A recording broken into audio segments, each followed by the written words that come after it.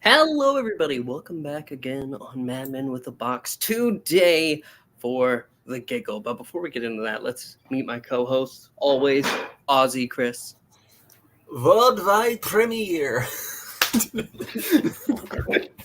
that was worse than his. That was worse than his accent.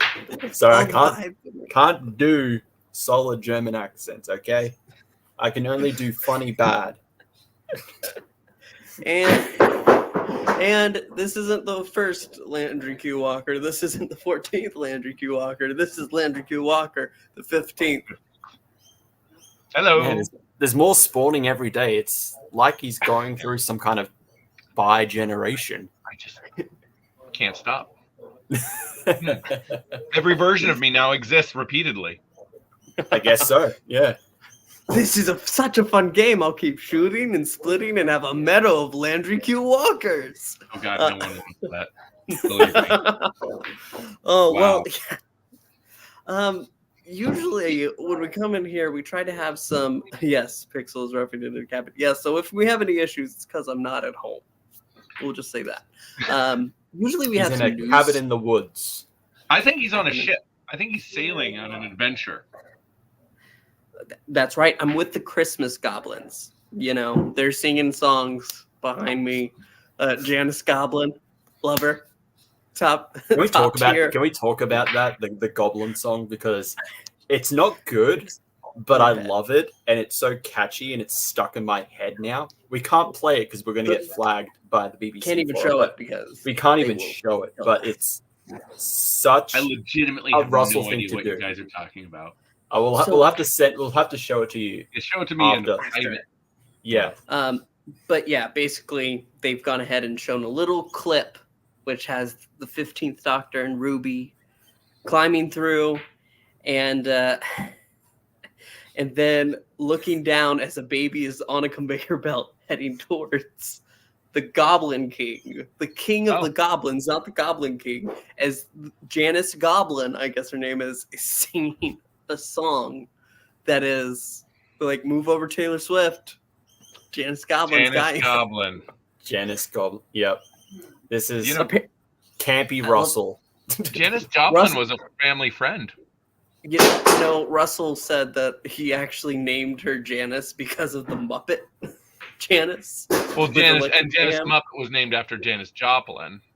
Yeah. He said somebody pointed that out to him, and he was like, that's even funnier. Well, especially Janice Goblin, yeah. How did he not know that? He's older than I am. He knew that. He's like 9 or 10 years older than I am. And Janice Joplin died. Echo, what year did Janice Joplin die? Janice Joplin died on October 4th, 1970 at the age of 27 years. There you go. Dude, I didn't even know about the Muppet. I actually thought it was just because of Janice Joplin. Like, I didn't know about the Muppet. I was like, Janice is a great... It's like, what? All right, Connor from 50% is here saying, went to one of Jimmy's stand-up shows, do not recommend. After a mixed response, he started yelling the crap and not understanding real comedy. Worse than that, afterwards, to break the tension, he started to breakdance and do the worm till he was literally escorted off set. 0 now out of you're 10. selling me on this. I want to go see a Jimmy comedy show if he does that now. We support our fellow madman. If there are any comedy club owners out there, please book Jimmy for a tour of the Bay Area so I can go see him live. Fly us all out to wherever you need us, and we'll do a show live. Funniest thing to watch your audience not laugh.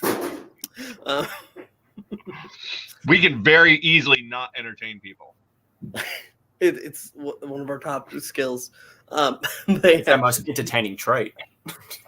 Usually I like to go through the news first, but considering the specials and the state of them, we might as well just start talking about the Giggle now. I think we can save the news for next week because I feel like we're all going to be we're going to talk a lot about the Giggle and the specials overall.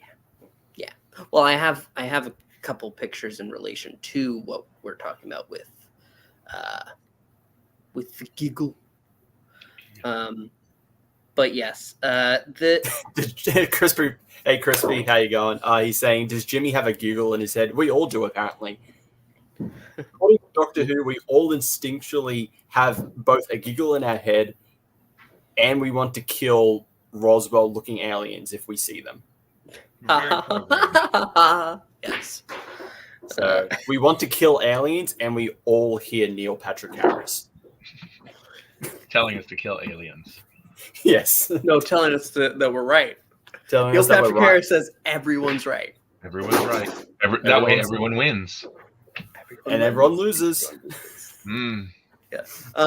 Chris, do you want to start with your thoughts, giggle-wise? Thoughts on the giggle? Well, so starting off, overall, I thoroughly enjoyed and loved the first 40 minutes of this. I think I'm in agreement with a lot of people. It's that last 20 minutes where it's like, I like stuff in it. I just don't like some of the choices. But, okay, starting off with our toy maker, our new toy maker, Neil Patrick Harris. I loved his performance. He is so entertaining. Now, granted, I'm not very familiar with Michael Goff's toy maker. I haven't watched it. It's a missing episode. I haven't even listened to it. I have the vinyl back here somewhere. Haven't listened to it. I don't have a vinyl player. But I really enjoyed Neil's performance as the toy maker. So much fun. I've been watching the Spice Up Your Life scene so many times. Well, then they're really not going to like what I have to say. Oh no. But yeah, toy maker is great. Stuff with Unit I liked. Seeing Mel back, that's fun. But I will say, did she need to be there? Did she really? Aside from the fact she's coming back for the next season. So 2023, and we're getting Salabon Glitz references. Hey, at least they mentioned that. 101 died over. Yes, she did. Yes, I'm sorry, because no one can hold a box like Mel. That's to why the she's first there. redhead, other than Turlo and or Liz. or Liz. Technically, Liz Shaw was the first redhead. So, Russell, come on. We don't know because there was two doctors in black and white. That's true. We don't know. We don't know. Come on, Russell. You're a Doctor Who fan. Okay, how could you mess up this bad? The Doctor and Donna stuff, I liked. I guess I'll save my thoughts on the bi-regeneration till after everyone's given their thought. I think we're going to have a big discussion about that anyway, so I'll save that for that. But overall, I enjoyed this episode. I really did. I really enjoyed it. Had a great time with it. Landry, the Q Walker. Are you ready to disappoint people? No. Yeah. Okay. Well, first to clarify, I mean, I really enjoyed it. I loved watching it. I thought it was excellently made. All the performances were top notch. Brilliant scenes. I just overall. I mean, if we're going to table the bioregeneration thing, which I think is a good idea, and we'll talk about, so we'll save that as an issue first. And I'm separating that from it. All the performances were great. I thought it was an interesting way to bring Mel back. Strictly on, like, I'm going to have some negative things to say about this episode, but it's one of those things where, be sure I'm going to watch every episode as it comes out. But at the same time, there's some things they did that I find really, really unfortunate. And that's all I'm going to say until we get to the bi-generation thing. Again, excellently made, excellently performed, brilliant scenes, overall really engaging story, a great return for a villain. But I got some problems. And skipping the bi-regeneration bit, just talking about this episode, Russell T Davies does this thing that worked very, very well the first time he did it when the Master first returned. We saw the Doctor get scared. That was a big thing when he's like, which one? No, like when Martha's telling him that he's got the same watch and he might be a Time Lord like you, and the Doctor's like, That's actually not good. David Tennant, for the first time we see him, gets scared. Yeah.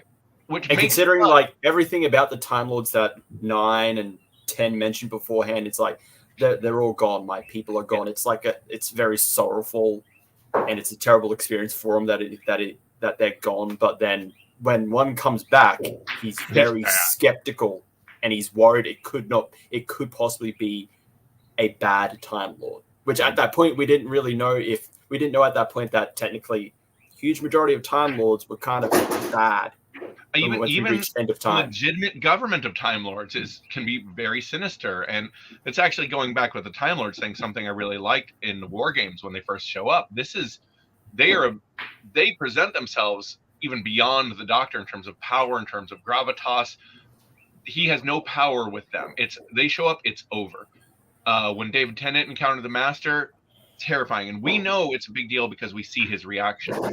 They use the same trick again with David Tennant's reaction when he realizes who they're facing, that it's a toy maker. And while I love that, the toy maker should be a very big deal. It is a Russell T Davies trick, a writing trick. And Alan Moore has this thing, he says, when you recognize yourself doing something that you've done before, do something different. And I felt like this is not what this episode was. Russell T Davies has shown us his toolkit over the years, and he did not show us new tools. He just used the same storytelling techniques that I've seen him use before. And while those storytelling techniques are absolutely fantastic, I've already seen them. And that's a challenge for any writer, is give me something new. And it's very difficult, I grant you. And I, as a longtime viewer, I just felt like, okay, you've shown me what you can already do. I've already seen you do it. What do you have that's new for me? So we'll get to that. We'll get to the by regeneration stuff later. Pixel, what you got? Yeah, I would say before you continue, Pixel, I feel like he might be saving the new stuff for Shooty, because I feel like you can maybe give him leeway because it's an anniversary. I guess, but I understand what you're saying. I also want like new stuff as long as like it works. It's done well. It works. Yeah, I'm fine with the old. Definitely no. Bring back some of the old, but every now and again, spice it up. Spice up your life. It's like I'm criticizing one of the best meals I've been given because I've had it a couple times before, and I'm kind of wanting something new, but it's still excellent. It's just, but can you make something besides this? And maybe he did that on purpose, like you're saying, because this is a finale to the old series before we get to a real reboot. But go on. We are talking spoilers, and I'm putting that in the chat now. It's Me has a great point. I do want to say, Landry, you haven't had this meal for about like 10 years, something like that. You might just, it's been 10 years since you had this meal. You might want to. Was that like that scene? Is that scene from Ratatouille when the guy eats the meal and then he has like a flashback to his childhood? Yes. And Gervain actually has entered the chat before I got to go ahead and say anything. That works out better. Welcome, Gervain. How are you tonight? I'm doing well, fellas. I'm doing well. How is everybody doing tonight? We're doing good. We're doing good. Just talking about the giggle.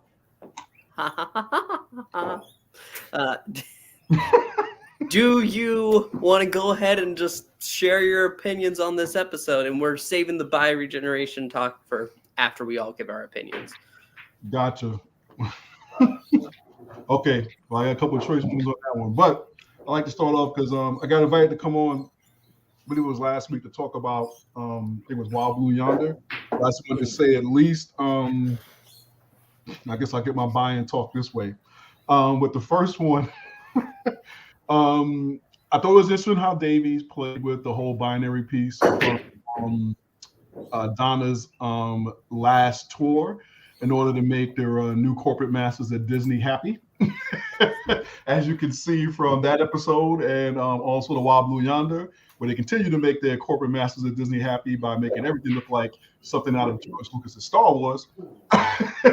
It seems this is going to be the beginning of a beautiful friendship between the BBC and good old Disney. I will say that I was a little worried at first with the whole Donna Rose thing, kind of sharing the doctor powers. And I was even a little worried about Wild Blue Yonder when it came to that little talk between Donna and the doctor, where it kind of seemed to drag the episode until it became a really fun and scary way of doing the whole Ganger thing, but just in a different way, with the Gangers kind of coming off as elder gods, if you will. And with this episode, I actually have to say, I pretty much enjoyed it. I think what it did was that with 10, I think Davies managed to continue to show that of all the doctors of the modern era, 10 is the most conflicted. 9, I think, was just hell-bent on revenge. 11, I think he was comfortable with the idea of being an all-knowing, almost demigod kind of like character. 12, I think, just need to know whether he was a good man or not. And then once he did, he was good. I don't know what 13 was thinking, so I'll leave that one alone. Leave that one alone. But with 10, I just think, especially the way the toy maker came after him with the whole marionette thing of when he was helping Donna to catch up on what happened to the companions after her. I just think it just shows you how much 10, more so than the other doctors, is really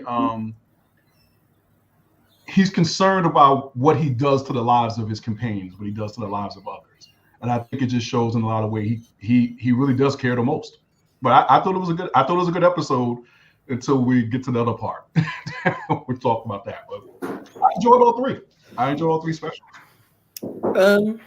Okay. And my thoughts on the Giggle, I think it's brilliant performances, like Chris said. Neil Patrick Harris kills it as a toy maker. And I've listened to a little bit of the toy maker in his episode on one of the audio tracks, because they only have like one clip of the show remaining. It's a full last episode. But that, and then listening to Solitaire, you get that vibe for the character. And here he demolishes. And the idea of him leaking into reality is terrifying. I love it. Unit, I think, was handled well. I think this is the most that Kate Lethbridge Stewart has actually been interesting for the most part. She's she's at her best, trying to hire new people for Unit using the Doctor's old companions. That's a way to go. Let's see what else. Donna is great. Mm-hmm. But I think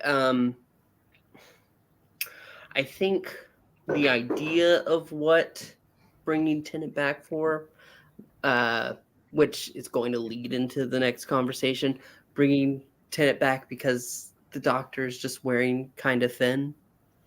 That's it's something I struggle with the idea with. I suggest no, we haven't talked about that. Yes. The Celestial Toymaker story, the serial, is being animated. Horribly. Oh my good God. It's ugly. Yeah, I'm fine with it. I just don't like that the animations don't have a consistent style. Sometimes they'll just be like, let's do something different. I'm just so glad to have them. I'm happy. I'm with Landry. I'm happy to have them. Like an easy way to that is accessible to have. I'll get it anyway. Even if the animation was like meh, I would have gotten it anyway, just so I can actually have experienced the story. Mm-hmm. Yeah. No, that's more than fair. I'm just saying that it's really ugly. I can't lie. It's just really. The whole thing. To be fair, the story is supposed to be kind of surreal, so maybe it fits. That's what people say, but it doesn't excuse it being that ugly. But still, so the whole thing about the Doctor being worn thin. This is a new set of regenerations after Matt Smith, which I have a whole issues with that. Matt Smith being technically the 13th incarnation, that's a separate issue. But this is a new set of regenerations. The Doctor should have gone through a rejuvenation period already. I thought that was just... I felt like we got a lot of the same kind of feeling of this when Capaldi went through Heaven Sent and Hellbent, when he was, ended up forgetting Clara. and that whole point was to ease him of all this pain, to let him be a doctor again, to let him be him again, and we already had that.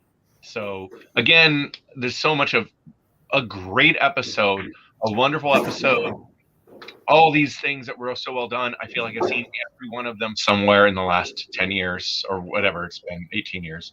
I've seen it, but so I didn't really warm to that part. I did like the bit where the toy maker says, I played Jigsaw with your past. Oh, okay, there you just explained the timeless child for us. Okay, it's a toy maker. Explains a lot, actually, because there's many accounts now. But yeah, that goes ahead and handles that. And do you like what I did with your history? Yeah. Okay. Yeah, we'll take this. Thank you. It's Thank a you, celestial Russell. game. Yeah. I see Russell read Unnatural History and thought, I'm going to do that, but with the toy maker.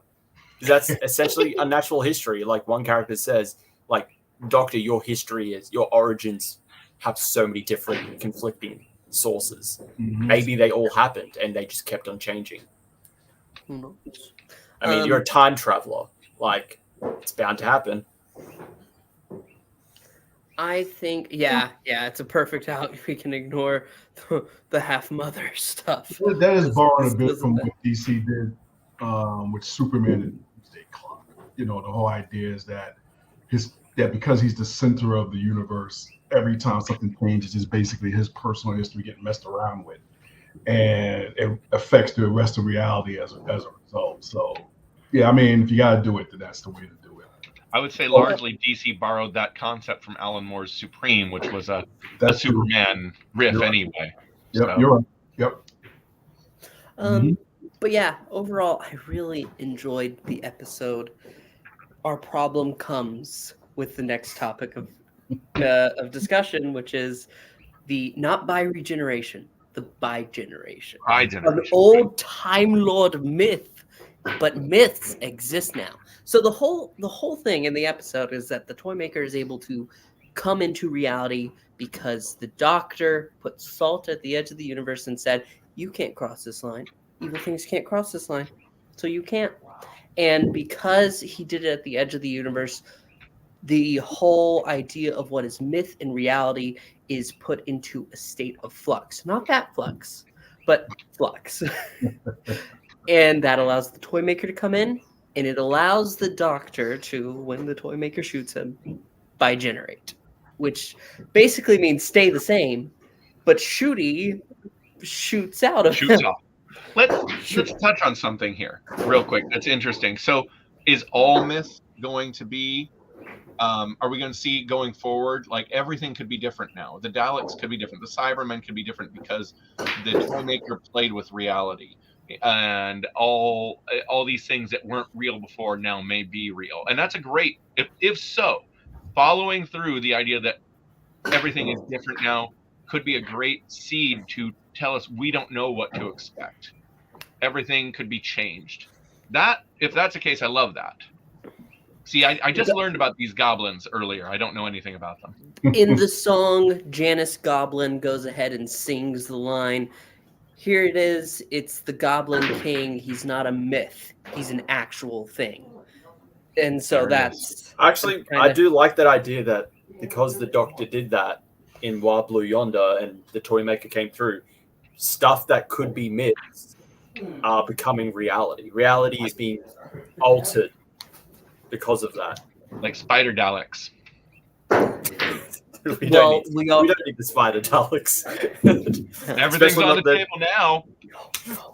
Especially not that original design. Oh, good God. Yeah, I like that too. But this isn't a myth we've heard before.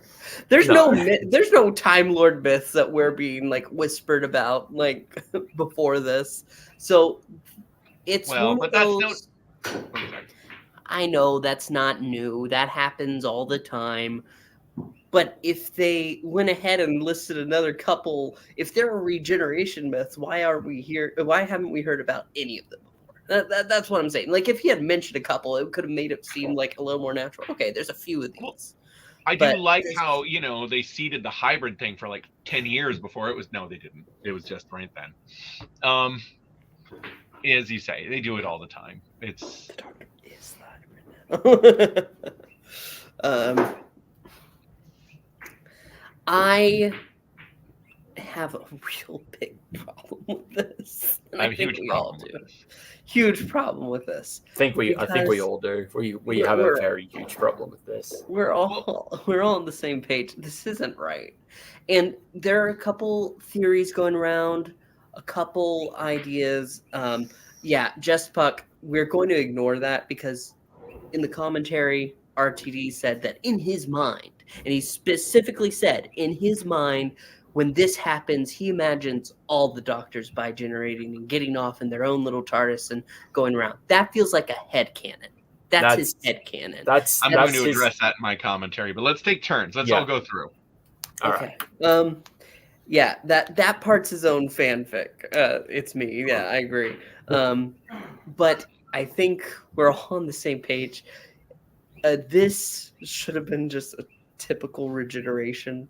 Yep. Something along those lines, because the idea of the doctor getting shot and then instead of regenerating, another part of himself just splits off. His next self splits off, and there's two doctors existing at once.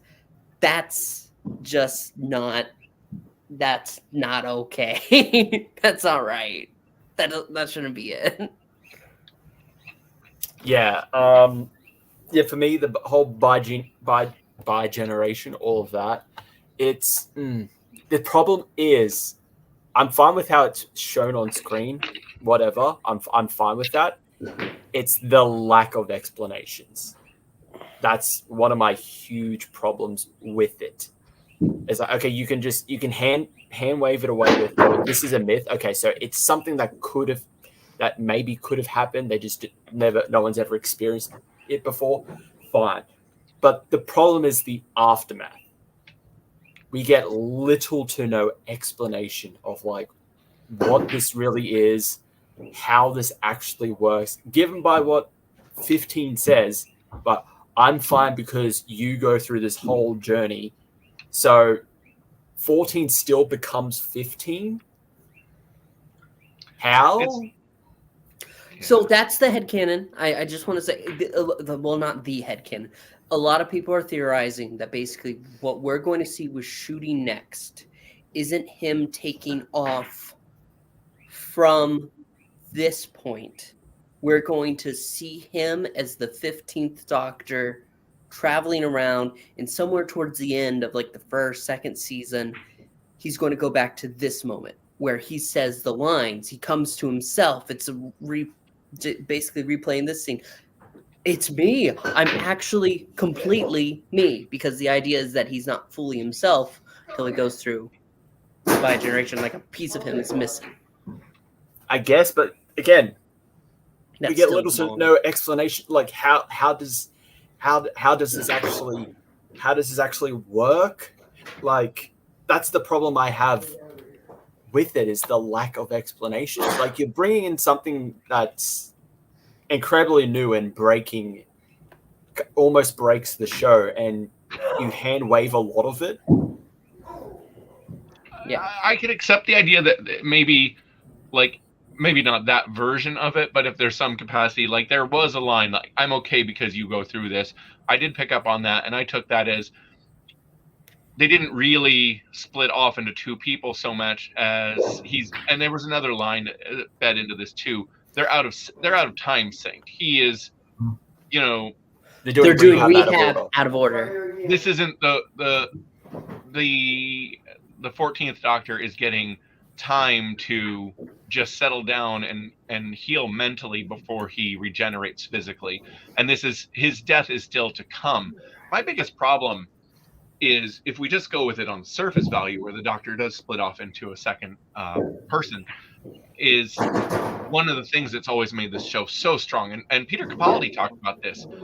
You have a show where the main characters die.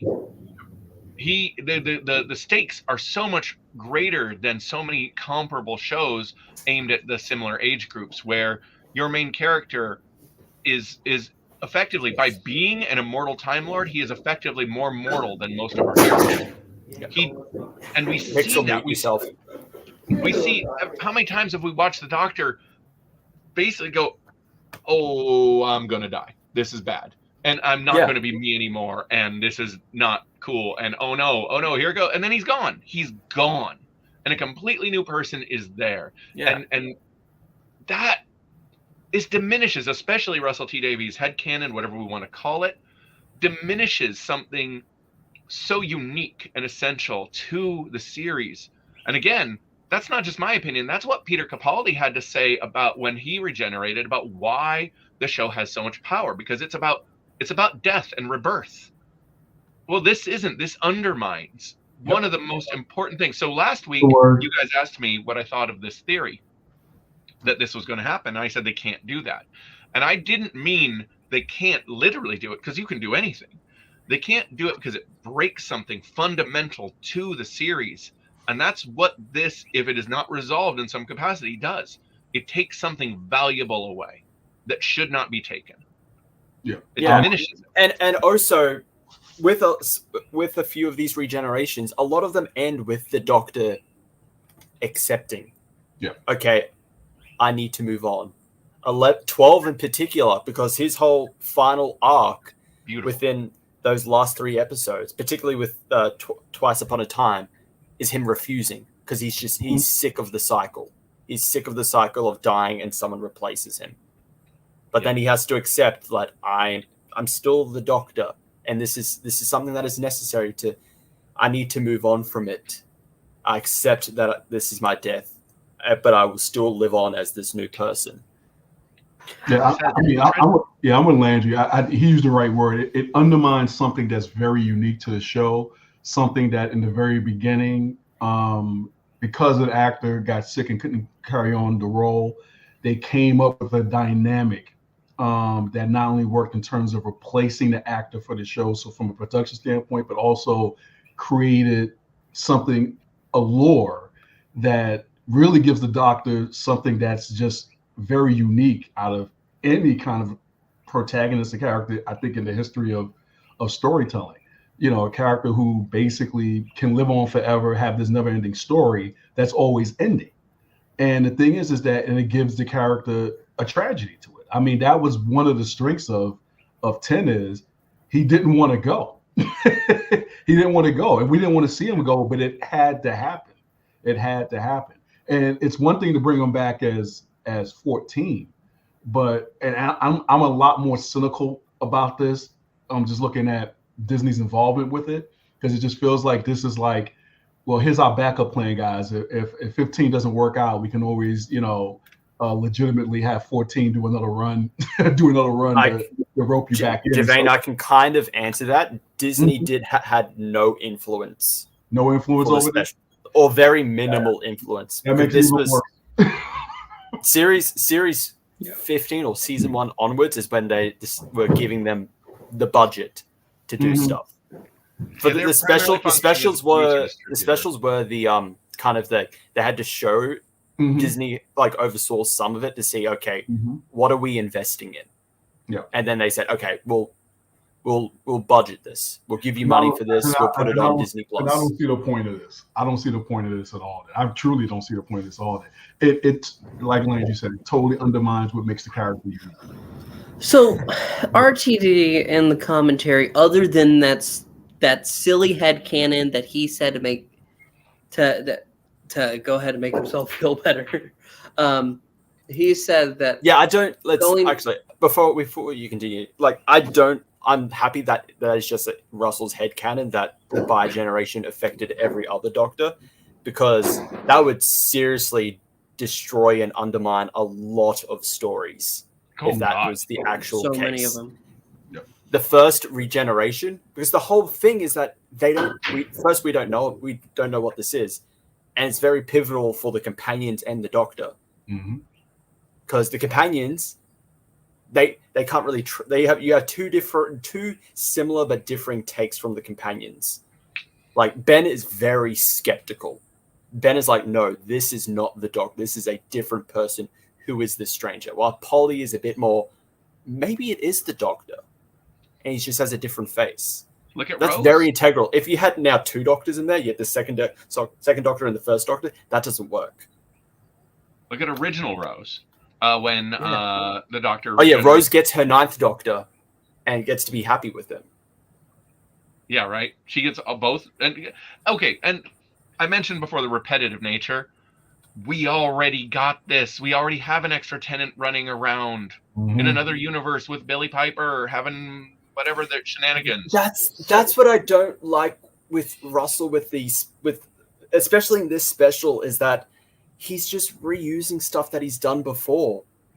Like, okay, he's done a different version of Metacrisis. The mysterious red fingertip hand grabbing something associated with the master. That was did you notice that who has red fingernails in the episode? There's only so many women in the episode. Who had red fingernails? Kate. That's her hand. I zoomed in on it. It's her hand. Even though you can see her in the background walking. Even with Metacrisis, at least there was a sense of loss for the doctor that he lost Rose to basically a version of himself. Okay, however you want to do that. I mean, the problem with this is that it undermines something that I think is very unique that we all have to go through in life and we have to suffer through, which is loss. There's a point when things come to an end. Yes. They just come to an end. And this basically it unnecessarily introduces a level of, and I like escapism, but I think this is like escapism to the nth degree. It's what makes the Doctor unique. These things come to an end. You get to revisit it when we do a 3 Doctors style episode or whatever it is. But the simple fact of the matter is, there's something that's always supposed to be bittersweet about this character.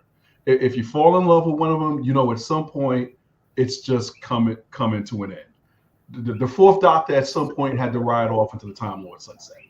It's as simple as that. Yeah, and also with giving the Doctor a happy ending. I'm fine with the Doctor having a happy ending.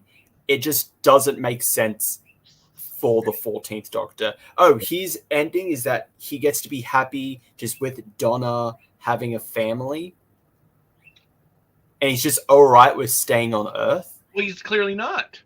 He's still going off and being the Doctor. He took Rose to the moon. Now that is another thing I have a problem with, the whole by generating the TARDIS, because that is counterintuitive to telling him he needs to step back. He needs to step back. He needs to deal with everything that's happened with his life, essentially go through therapy. Giving him a TARDIS is the greatest temptation, and he uses it already. Yeah. He should, if you're going to do that, if you're going to ground him, don't give him a TARDIS. When he first gets exiled on Earth, he still has the TARDIS. He doesn't know how it works. And I want to say again, all of this, everything I'm complaining about here, was executed flawlessly. The performances, and I want to say, the 15th Doctor, love him so far. Fantastic. Great performance. Enjoyed it. Looking for different. Very different. That's what I want. It looks like it's going to be fun. From what I'm getting from what I've gotten from just this performance, and granted, I feel like this was tough for Shooty because he's playing off someone who is not only one of the most popular actors to play the Doctor, it's also someone he looked up to. I don't think it's fair to him. I felt like he should have, but even then, he still was able to hold out on his own. No, he did very well. Well, he's a phenomenal actor. What's that? He's going to be a fun Doctor. That's Sex Education. Yeah, he's brilliant. He's a wonderful actor. Everyone in this is good. Russell T Davies is a phenomenal writer. It's not that these things are done poorly. It's just should they have been done? Yeah, they're not necessary. That's the whole point. And the whole point is the tragedy of the Doctor is that it's every 100 years or whatever the time frame is, somebody puts on, his face goes away, somebody puts on another face, and they run off to live his life. It takes away all of the tragic undertones of what makes the Doctor special and unique. It's just not necessary. Unless they resolve it somehow. Because there are those 2 bits of lines, a suggestion that this isn't just, they didn't just split off into 2 people.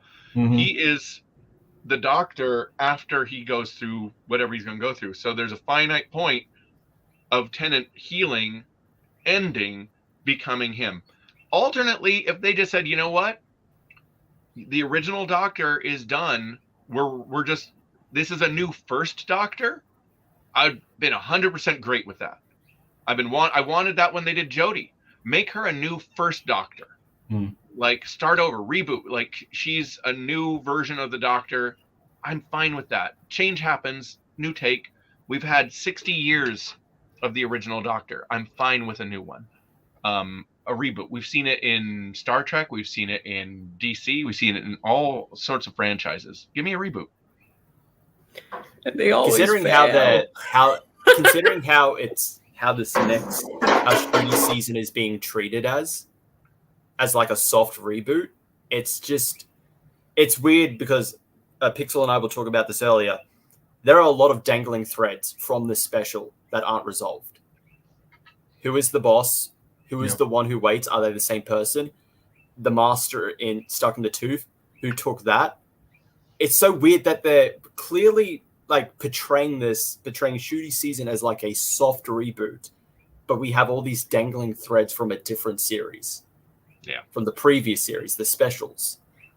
But at the same time, I feel like they just hand waved away the Timeless Child and possibly the Flux as well. Mhm. Am I wrong? The Flux was all the way up to our solar system, and now it was just half the galaxy or half the universe. It wasn't. Yeah, it it wasn't beyond, consistent.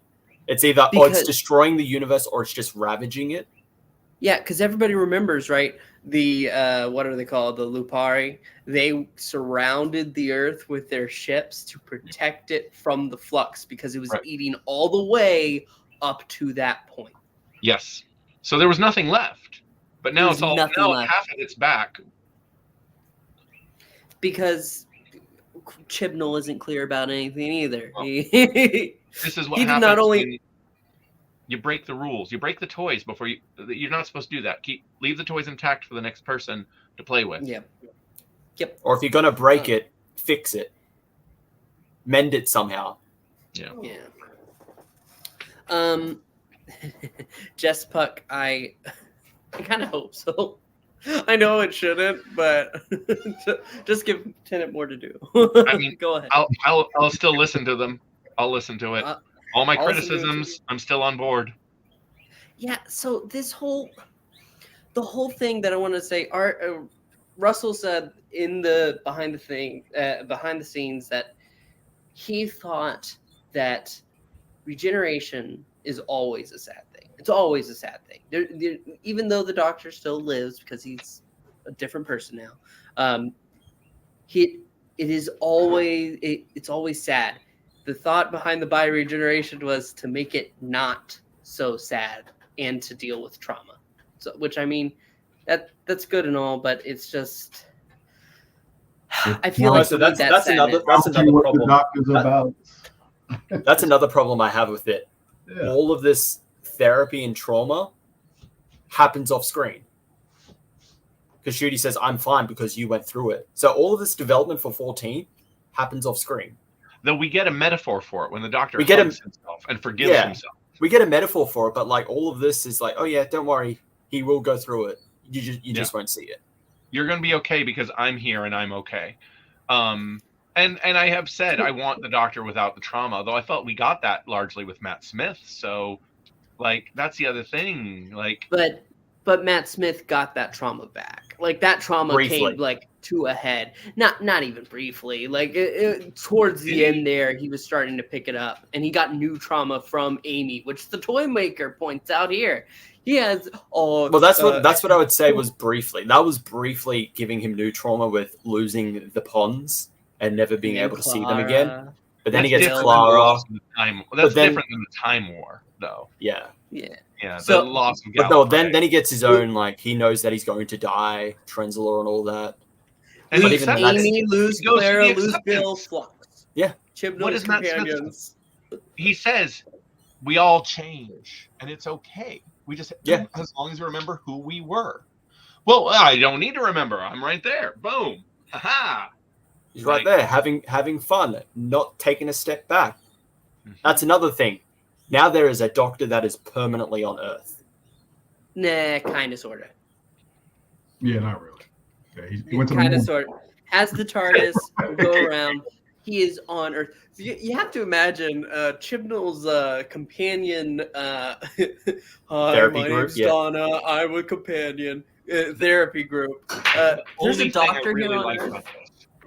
David Tennant's Doctor, the 14th Doctor, could meet the 10th Doctor, who could meet the Metacrisis Doctor, and the three of them could have a David Tennant Doctor adventure with Donna sitting there going, "Oh my god!" And one of the Doctors is kind of half mentally her, so it'd be crazy.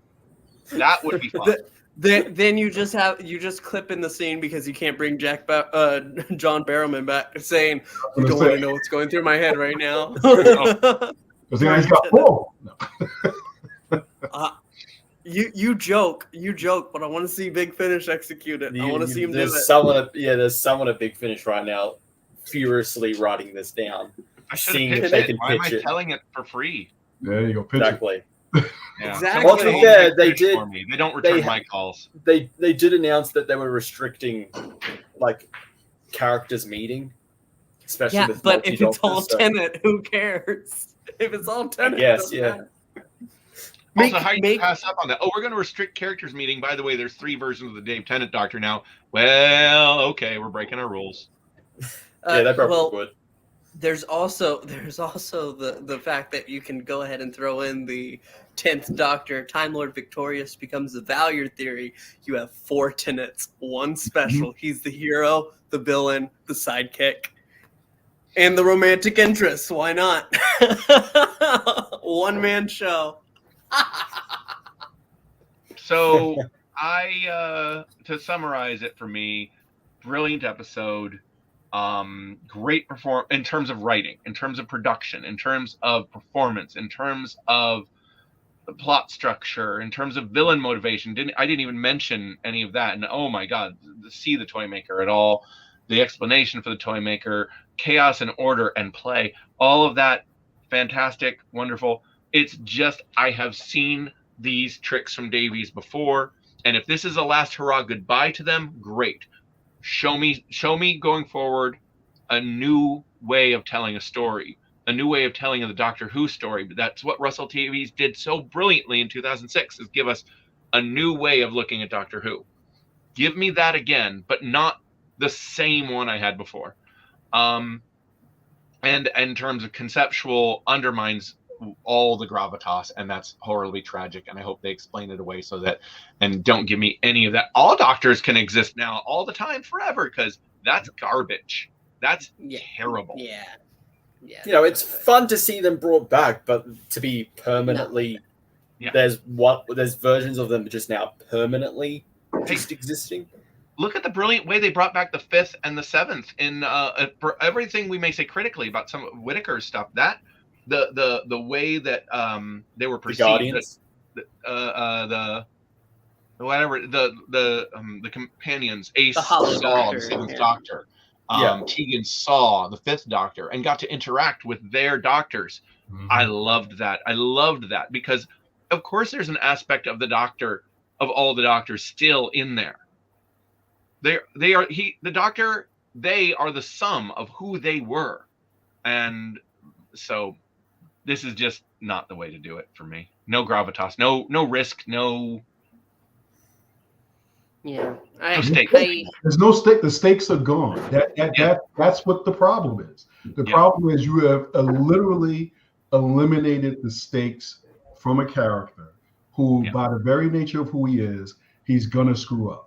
If you live this long, you're gonna screw up. But the thing is that, I mean, that was what's so great about 11, and this is one of the ones I introduced to my family. You know, we ran through the whole Amy Pond thing, and one of the great things is when River basically confronts 11, and a good man, I think it's a good man goes to war, is that what if you keep going?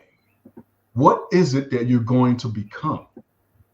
Because 11 is like it's almost like he's cool with he's more comfortable with the War Doctor thing than the Doctors before him. Because part of it is that Ten planted the seed with Time Lord Victorious. He's like, I'm going to win. I can do this. I'm going to create my happy endings. And when he made that fatal mistake, he took away a happy ending for himself. He was still able to get some measure of happiness by creating happiness for others that he cared about, the children of time. But the thing is that he's running around doing stuff. It just takes away. It takes away the stakes.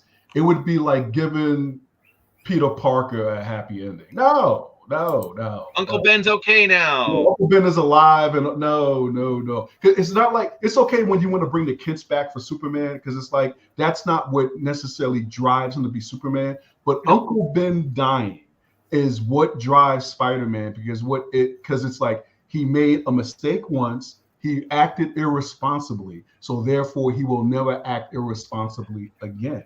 I want to follow what you're saying with a step in that with Superman is you can bring back his family in Kansas. You can bring back Ma and Pa Kent. In fact, John Byrne did to wonderful effect in the 80s. Go ahead. You can't bring back Krypton and have the same impact. Or more to the point, you can't bring back Batman's parents. There you go. Yep. They have to die.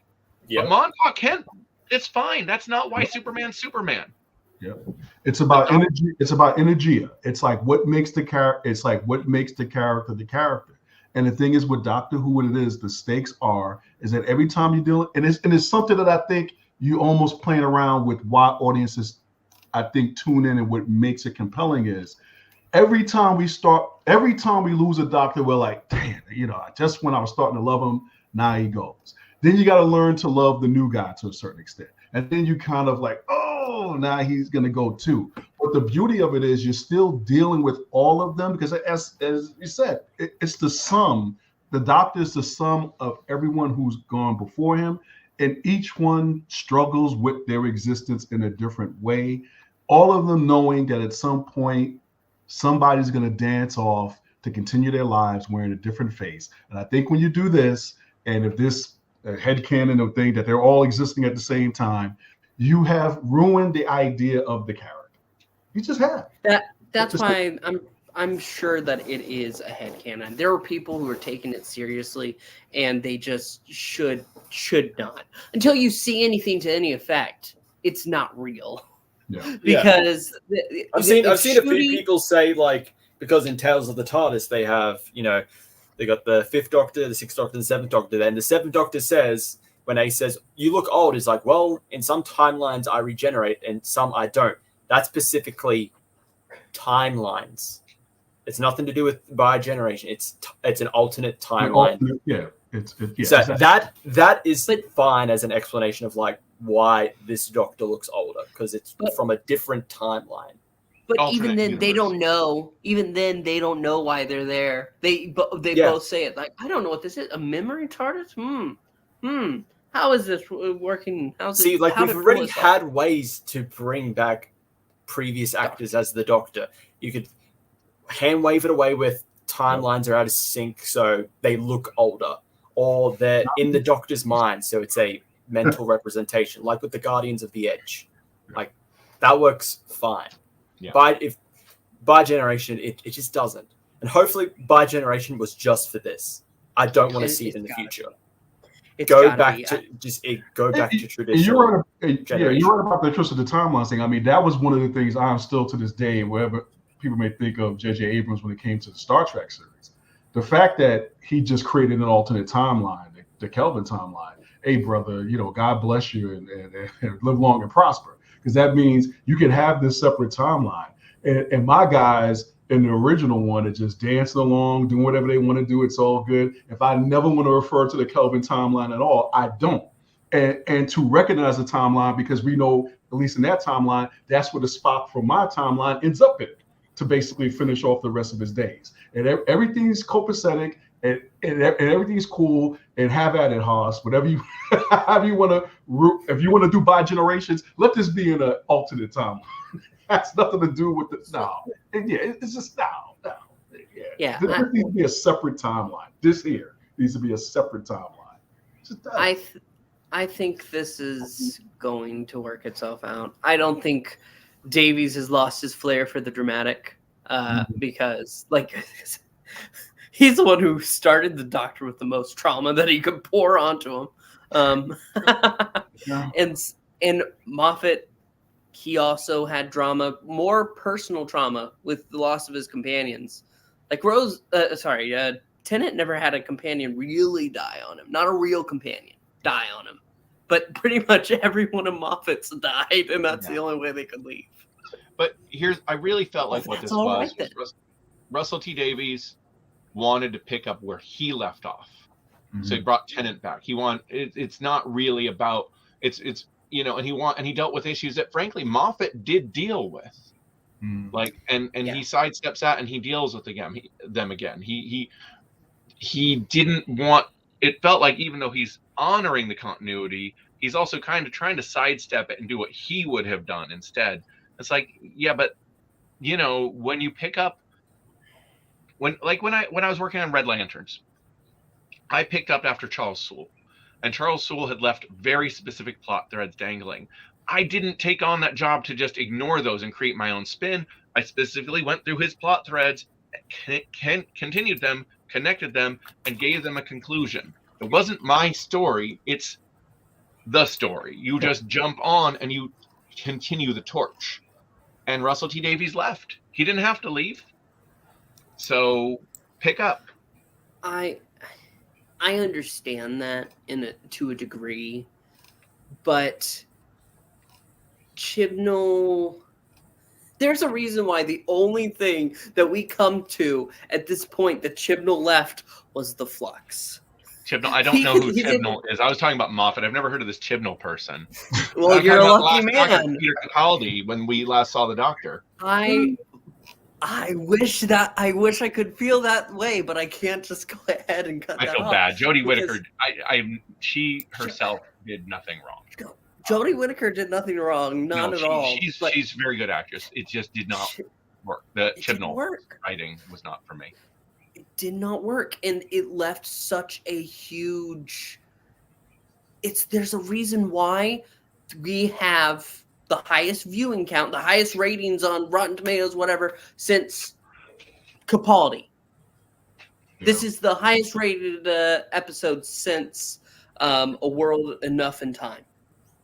Yeah. My daughters are on me about watching these. They're like, "You haven't watched them yet?" I'm like, it's like Tennant coming back was a big freaking deal. This is a big deal. Yep. Going ahead and doing this, you're right. It does kind of rehash some of that, but I think that's partially why he wanted to go the bi-regeneration route, because he can go ahead and say, I'm going to have 14 sit on Earth, go through the therapy. Nobody wants to watch that. I know we say we do, like, oh, well, this is off the screen character development. None of us want to watch that. That's not what we come to Doctor Who for. We don't come for his therapy sessions unless it's the plot of one episode. We come for the adventure through time and space, and that's what Shooty's going to have. 14 is not really going to have that. 14 is sticking. He's basically the third Doctor. He's going to come home to Unit every day and say, "Hi, Brigadier. How are you doing? Yes, have fun." That's what 14 is going to do. If he goes on any little adventures, it's not supposed to be anything major. He doesn't have to stay forever, but he's going to stay a while. And then hopefully it is that way. That you're a lot more trusting than I am. I'm sorry. This just feels like this last one just felt like you're getting a 14 and Donna and Rose spinoff. You're getting a Unit spinoff. This just feels like this. I'm just more cynical than this. It's just somebody saying like, I just don't feel RTD himself, didn't he say that there's no plans? There's no plans to bring back David Tennant again. There's no plans for that. So I believe that Tennant's going to be fine with Big Finish being the Doctor there. I'm sure they have worked being the Doctor, and I approve of that. That's fine, and that's great. I don't blame him for doing this. Like, as from him being the fanboy that he is for Doctor Who, of course he came back and did this. But I would have just been as happy with jumping right to this 15th Doctor and never having Tennant come back, even though I've enjoyed seeing it. As a fan, I love it. I love what I saw. I'm glad I have it. But did we need it? Enjoying something, wanting it, liking it aren't the same as needing it. I don't see how we needed any of this. I mean, I'm okay with Tennant coming back, but my thought was that he was coming back for that to be that closure, and then 15 takes over and he's the only doctor. It's the bi-generation that breaks it. I wouldn't have had a problem with these 3 episodes being his closure episodes, if you will, while he's having adventures. I mean, that's what it was, but it was just like the bi-generation took the edge off of even that. But I would ask, did you need it though? Was it necessary for the story, or did you just enjoy it? It wasn't necessary. So I think if it wasn't necessary, but if you're going to do it, then it should have had a limited shelf life, which was these 3 episodes, 3 specials, and then send him back to where he came from. And I would have left gaps so there could have been adventures we didn't see for Big Finish to tell. But that's fine. Yeah, I wanted that too, but Chris vetoed that, so that's why they didn't do it. It's all Chris's fault. Blame Chris. For me, 14 should have just been temporary. Yeah. Because I also don't like another thing we don't get an actual proper answer to. Why did he regenerate with this face back? And regenerate with clothes? And we had people speculating. Donna speculated that he's burning himself out. Yep. Hence why he's now back with this old face. But that's not an answer. What if he had just kept regenerating through this into old faces? They brought Capaldi back. They brought Matt Smith back. Eccleston obviously wouldn't come back. Hell, bring Davison, Sylvester McCoy back. What if we got moments with all that? I'd have been all for that. Yeah. Yeah. No, I could see that. At the same time, it's just I don't think if it was that, then you might as well just have 14 become the curator, which is another explanation that could work fine. That he's going to eventually just manifest into that entity. But given the implication that he has to go back to 15, the curator doesn't work. No. And then that's a whole nother can of worms. It's like, 14 can have other incarnations until 15, but no. It's heavily implied that 15 is his future, his next one. Yeah. Yeah, you come after me. There seem to be no rules anymore. Yeah, just no rules. And I want to say hello to Joe Corallo, the Jeff Goldblum of comics. Hello. Hi, thank you. I just got home from the Percy Jackson series premiere at the Met. So wow, that's interesting. That's where I was. Holy crap! It was open bar, free food. They have the hors d'oeuvres. They're just walking around with. Open bar for a kids show. Yeah, well, here's what I got to say about the Percy Jackson series. The drinks were great. The catering was outstanding. The atmosphere was beautiful. Oh, that's not good to hear. I mean, the show actually feels like they spent a lot of money on it. At least, we'll see where it goes. Anyway, did you all get to the part where this was clearly a cynical move to just be able to call David Tennant whenever they want to have? Joe, thank you, Joe. My thank you. Great minds think alike. Did everyone? Did they really need to do that? He'll come back because he loves the show. 48 minutes in. Give him a call. How many David Tennants are running around now? 4. Okay. 4? I thought it was 3. Apologies, 3. We talked about there needs to be a special where all 3 David Tennants meet each other. Technically 4, because 10 was regenerating into another doctor, but fed that into the Metacrisis. So technically, he used up a regeneration. He already had a regeneration with the same face, other than the Metacrisis. There's 4 David Tennants. But he didn't actually regenerate. That's the fuel that creates the Metacrisis. It's 4 different, after the Journey's End and before Journey's End. That's 2 separate tenants. So you use the regeneration energy to heal, but not change. It's 4 David Tennants. We're at 16, but anyway. Well, the whole thing is, I'm just glad that we sidestepped celebrating Doctor Who and went right to celebrating the most beloved aspect of this franchise, Russell T Davies. What a spectacular celebration of Russell T Davies this was.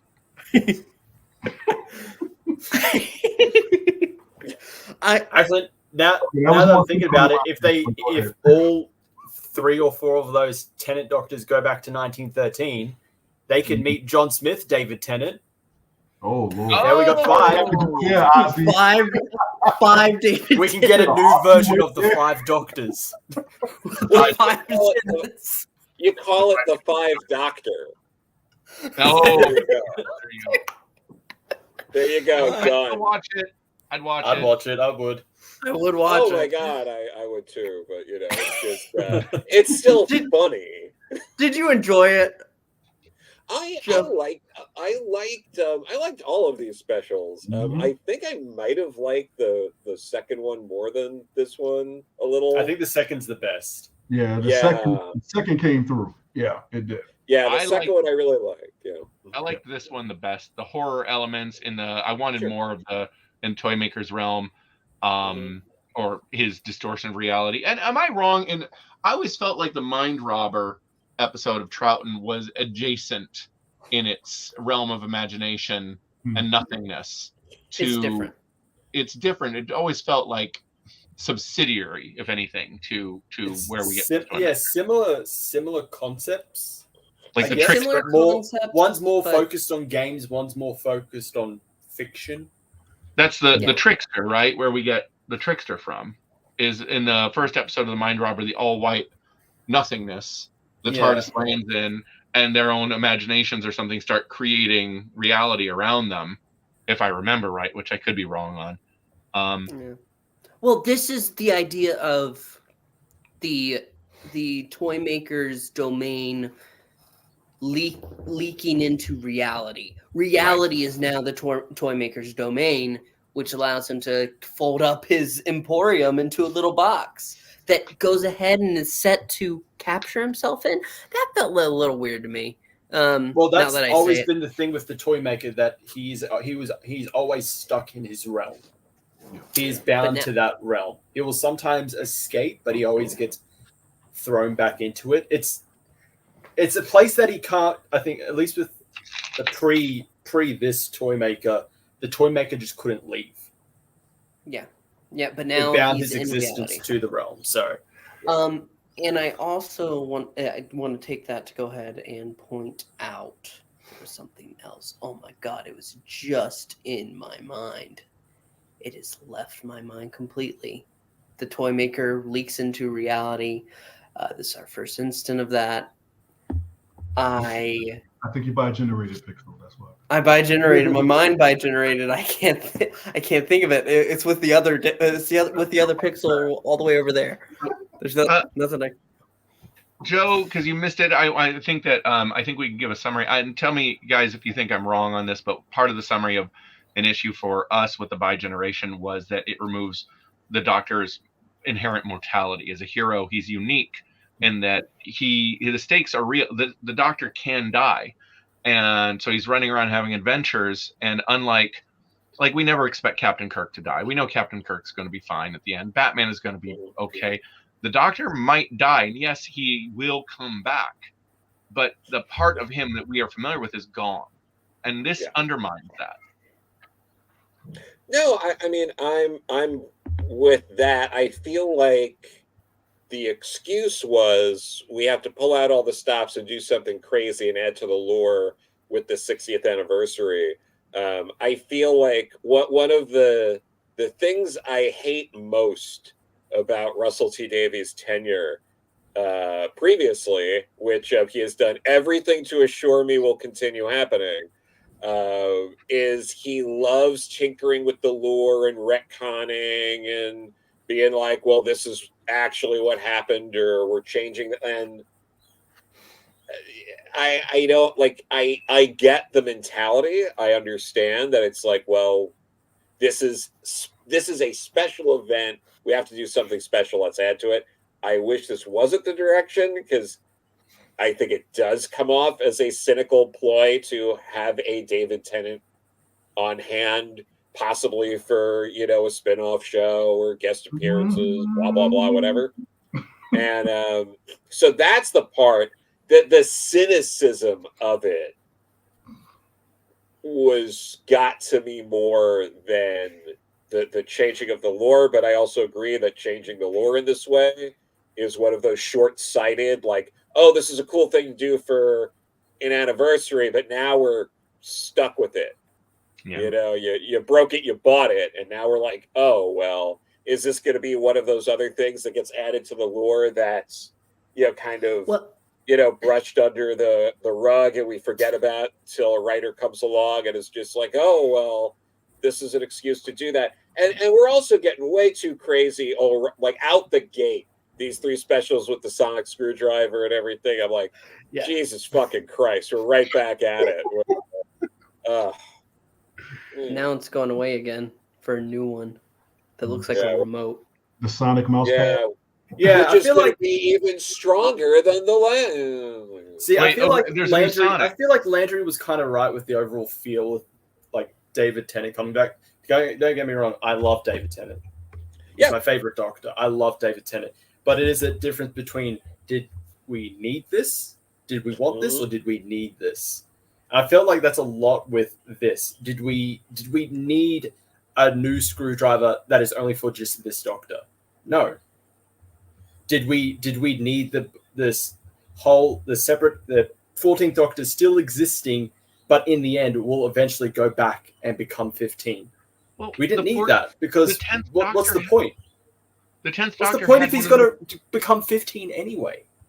The 10th Doctor had one of the most beautiful goodbyes in the history of the show. Mm-hmm. Most heart-wrenching, while also getting his happy ending by splitting off to be with Rose. So now he splits off to be with Donna too. Martha apparently doesn't get her own Doctor. She doesn't great. She's unfortunately stuck with Mickey. She's the only one without. None of the male companions were mentioned in there. Rory. No mention of Rory. Rory erasure.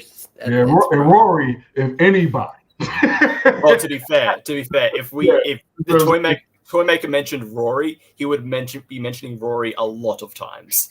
Then he died. So many times. But he always came back. Well, that's all right then. I don't know if we needed Tenet, but the BBC definitely did. They got shook after. That was a serious missed opportunity by not having Harriet Jones show up, looking at David Tennant now and being, doesn't he look tired? Oh, burn. That would have been great. Bravo, Joe. Right? Bravo. Thank you. I paid money to see that. All right. Moving on from the... Oh, what were you going to say, Pixel? I was going to say we're going to move on from by generation. And Zinzio is the poor Master Jones married to Zimmick. Ricky Zimmicky. That's right. What I want to say is basically, even though we have our problems with this, we have hopes that they will go ahead and they will continue the right course. They'll go ahead because this was the state of play and they can go ahead and have bi-generation, all that they'll have after Shooty, a regeneration, we're back to normal, something like that. I hope so. I think so. But we all enjoyed this episode still. We all were able to enjoy this, even with our problems with this. We have something that's still good. We could watch this and not be completely just shattered. And that is what we needed in Doctor Who. Again, we haven't had it for 5 years. That is what it is. Chibnall could not do this because he does this and makes a bad episode on top of it. And that's the real insult. Yeah. I may have issues with the lore changes and the structural and repetitive. The fact that Russell T Davies is doing the same tricks he's done writing-wise before. But they're great tricks. It's so good. It's very well made. No criticisms on the execution. Yep. So we now have our 15th Doctor, Shurigawa. He looks like he's going to be fun. He's charismatic. Just from Shooty scenes, I couldn't help but smile. I feel like I'm going to have fun and love this Doctor. Just from his scenes alone, from what we're seeing from trailers. So I'm very excited to see what we're going to get from Shooty. He just better never hit the TARDIS with a mallet again. That's all I'm saying. Yeah, I never need that again. That was. I'm so sorry. Again, yeah, don't do that. He runs a lot and he's got a great smile. Sometimes when you're a doctor, that's all you need. Yes, Jess, I agree. Shooty's screwdriver does not look good. No, I haven't seen it. It looks. We'll have to show you later, Landry. Unless Pixel. Let me just pull it up. Are you allowed to show me? I don't want. Of course, I can show you a picture. I can show you. We can show you the picture. We can't show you the video. Let's see it. Yes. Give me just a second. I'm trying to pull it up. If you thought the Sonic sunglasses were a thing, Sonic sunglasses were fun. I own every Doctor Who Sonic screwdriver toy they've made except the 13th because I did not like the organic crystal thing going on. Although I like the fact that she made it. I love the fact that it was her jury rigged Sonic. Don't get me wrong, that was cool. But I didn't like it visually, and the toy prop was a little too small. So is it worse than that? Well, it doesn't look like a screwdriver. That's yeah. Give me just a second. I need to pull up the actual image because they only showed the back in one of them. Oh God! I'll be here. Why did they make this hard? Well, again, it was fun to see Mel. Like that was neat. At least they gave us some explanation to why she's there instead of like in Power of the Doctor where she's just there on Earth and you're like, hang on, that doesn't make sense. What? Yeah, it's a mouse pad. Huh. It's a remote. That's the back of it. They don't even show the front in these pictures. That's my problem.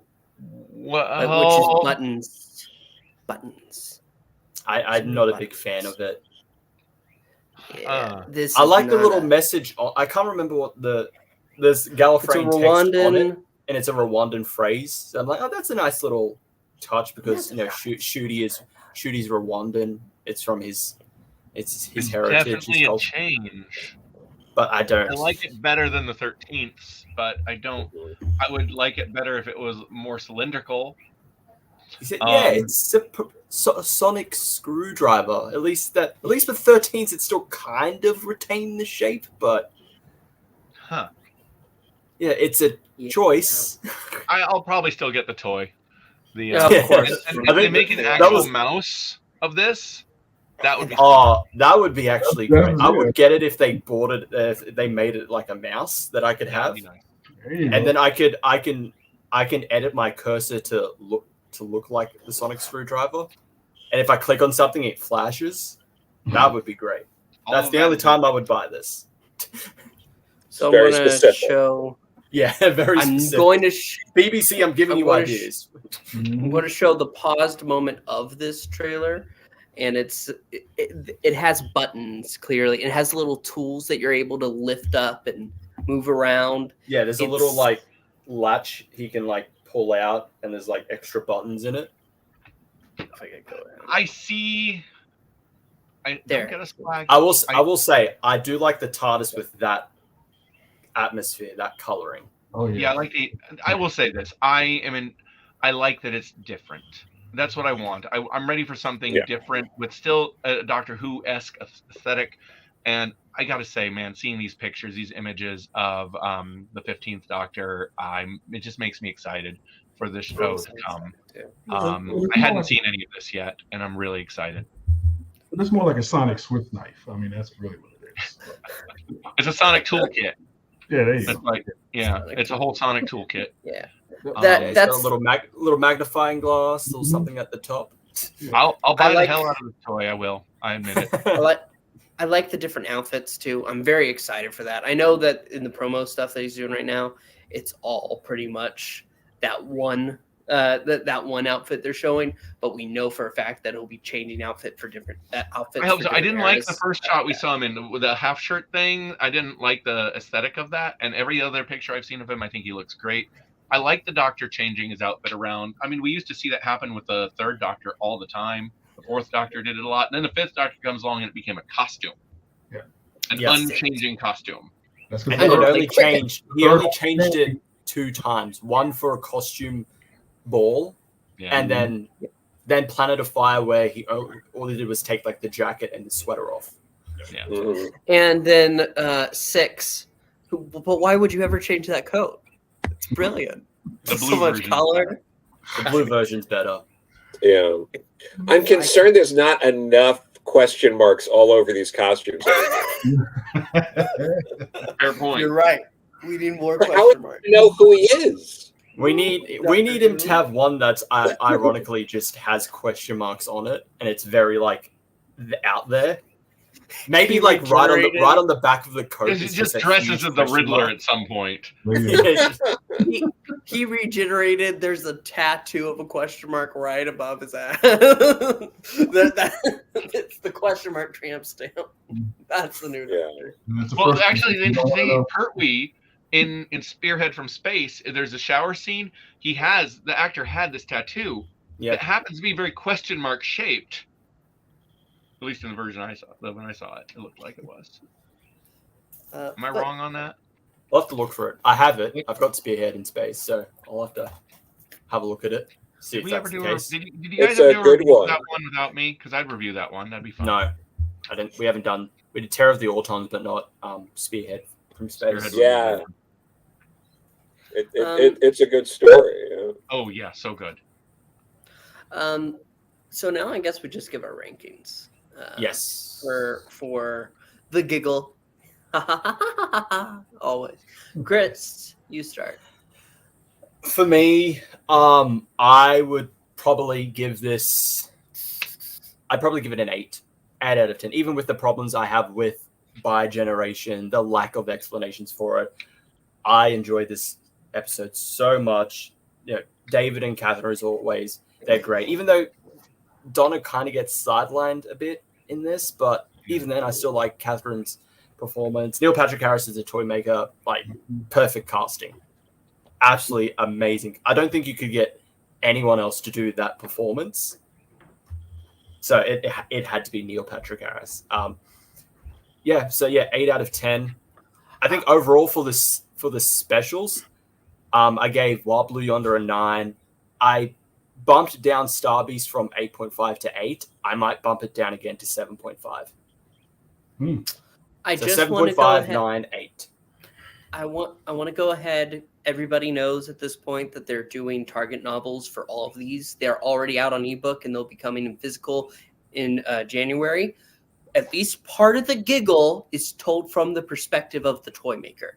So if that sells you, then you might want to check it out. Landry, go ahead. Well, if I were to balance it of my multiple rankings I usually do, I'd probably give it a 7.5. Because on execution, I'm giving it a 9, but in terms of lore, what it does to the lore, I give it like a 3. Ooh. Yeah, no, the lore 3? is it's again, you take away the Doctor. Okay, what do you rank the Timeless Child? The Timeless Child? On lore. Probably comparable, about the same, maybe 4, a little higher than this. That's how much this bothers me. This bothers me more in terms of lore. This bothers me more. At least the Doctor still dies and is reborn. In fact, dies many times. This one, the stakes are gone. If the Doctor doesn't really die, and again, I know maybe it's just the state of play, maybe it's just this version, but if that is what is to happen, that the Doctor could just keep existing and new versions spin off, I feel like the gravitas of the Doctor's adventures don't have the same thing. When I first encountered Doctor Who, it was the end of Tom Baker's era. And I saw this guy die and regenerate, and my mind was blown. I then found out he had 13 lives, and I was waiting that whole time. Like, what will happen when he's on his last life? What will happen when he's suddenly mortal like everyone else? We didn't get that. We didn't get to see an entire incarnation of the Doctor going, oh, hell, I'm fragile like everyone else. But he always has this fragility because he can die. We know it, which makes the stakes so high. This removes the stakes, so 3. But the execution, 9.5. So I'm giving it an 8. An 8. Okay. Javane? Yeah, I'll give it a 9 because I think if you didn't have the bi-generation in it, I think it would have been pretty much perfect episode for me. If you just had the bi-generation and that doesn't bring the lore problems into it, and it was just a straight handing off the baton, I really don't see anything wrong with the episode. So for me, it's a 9 with simply because of the bi-generation piece. Joe of the Corrallos. It's true. I give it an 8. I really liked it. The caveat, like, it's like an 8 with, I guess, like a little asterisks of depending on where it goes with things like fire generation and all that. Reviewing could potentially, depending on how it goes, make it maybe even get it to a 9, or it could like kill it. So agreed. It's really going to depend on where things go from here. But as of right now, and not assuming the worst, I'll give it an 8. I like to add an asterisk to mine. I think one of the problems I didn't get to address with this was really that it's a little too short. It needs a little more length. Just I wish the toy maker had more of a presence in the previous 2 stories. Yes. Yeah, that's a good point. Because it doesn't feel connected to the toy maker, and RTD intended that. RTD intended that because he wanted every story to be watched on its own for its own merit, and you will be able to enjoy it for that. That's why Wild Blue Yonder is so great.